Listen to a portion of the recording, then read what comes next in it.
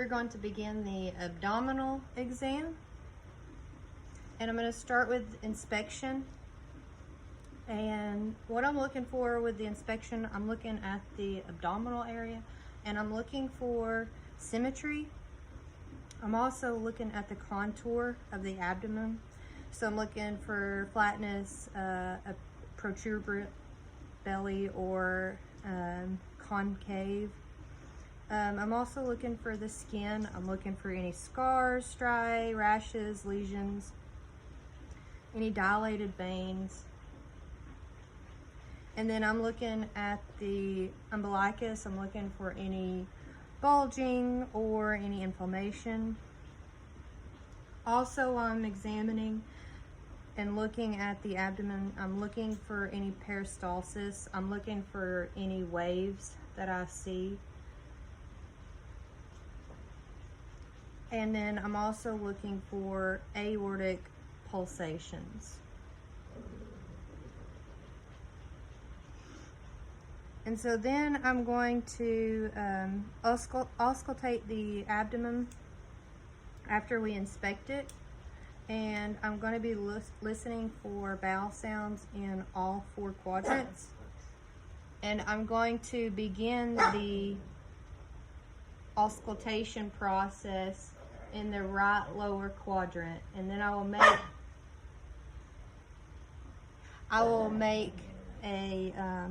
I'll go in a clockwise direction, listening for peristalsis, making sure I hear bowel sounds in all 4 quadrants.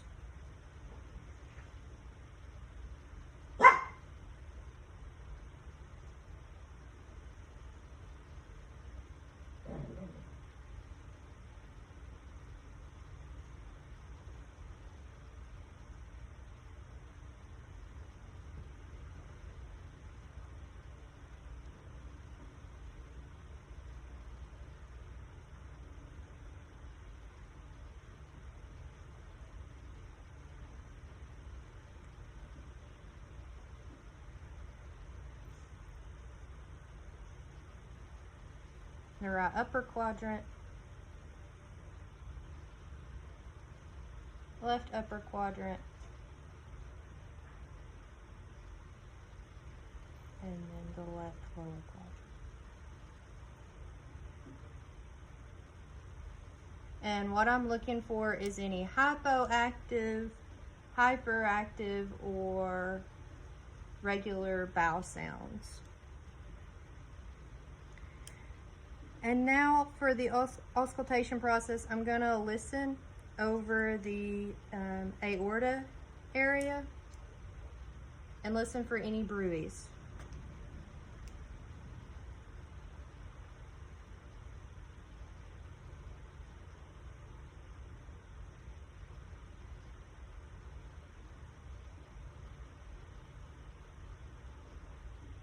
And then the renal area, which is just an inch over from the aorta area.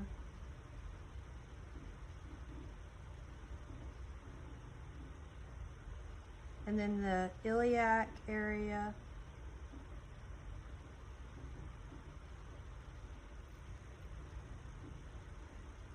And then the femoral area.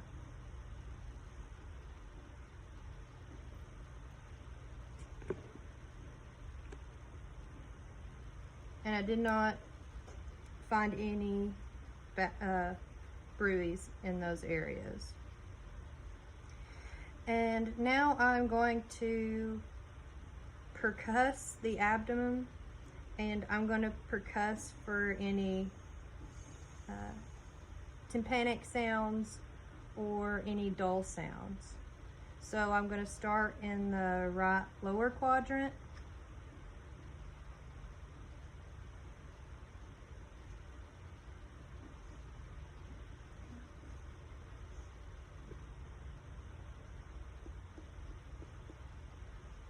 So I want to hear mostly tympanic.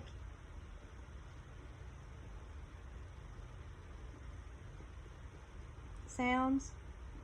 Now the left upper quadrant.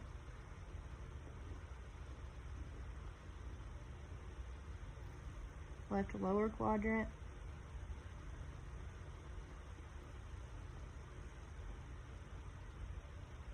And then I'm going to percuss around the liver area, and I'm going to measure the liver. So I'm going to start in the right upper quadrant, and I'm going to percuss until I hear dullness. So I would go in the mid-clavicular line of the right upper quadrant. So right here.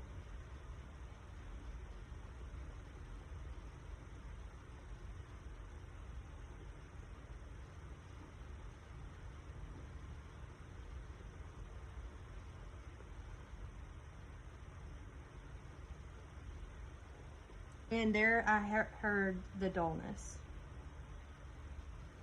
So here's where I heard the dullness. I would mark that area, and then I would start near the ribs. Let's see.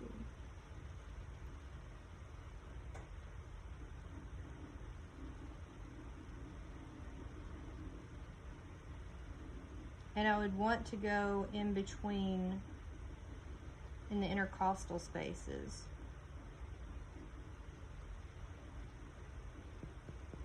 Okay, that's dull for sure there.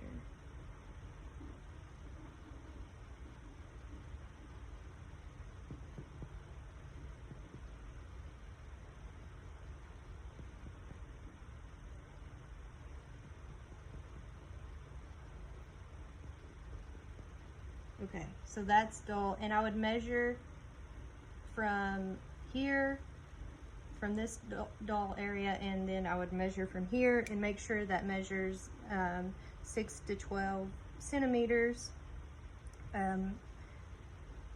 Make sure that measures from 6 to 12 centimeters for the liver.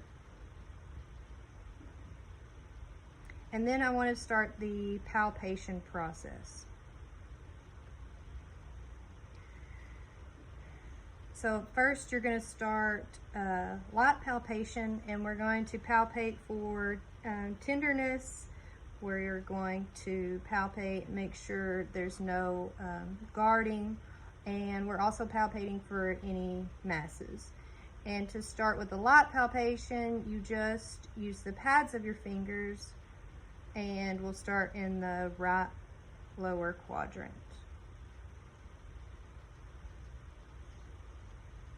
So in the right lower quadrant, we would be assessing for tenderness for maybe appendix. And then we have the right upper quadrant, where you're palpating for the liver and the gallbladder.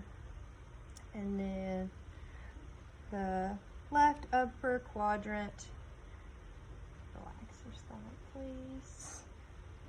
Right upper quadrant will be palpating, and then the left lower quadrant, and we're just palpating for any masses or any tenderness.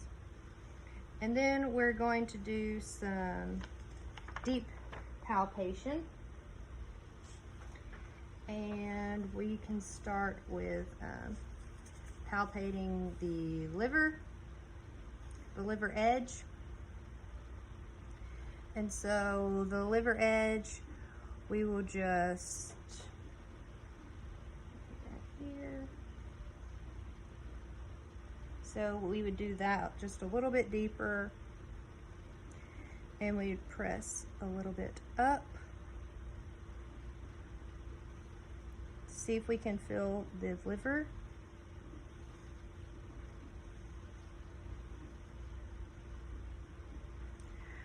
And then we can also do the hooking technique, and we can have the patient just on the costal margins here. And I'll just have the patient take a deep breath in.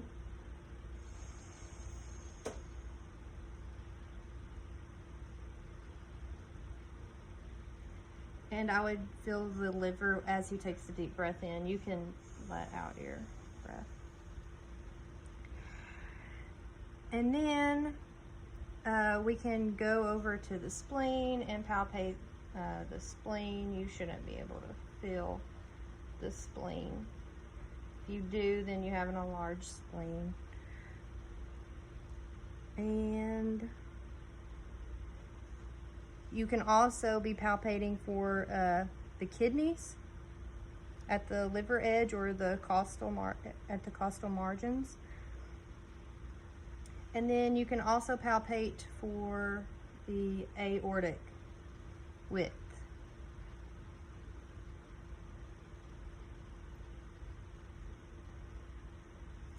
And then we can also do some other tests, such as for rebound tenderness. So if I were to lift up and the patient had any tenderness as I'm lifting up, then that would be rebound tenderness. We can also do the Robsons for the appendix. So I would palpate in the left lower quadrant. I'd palpate in the left lower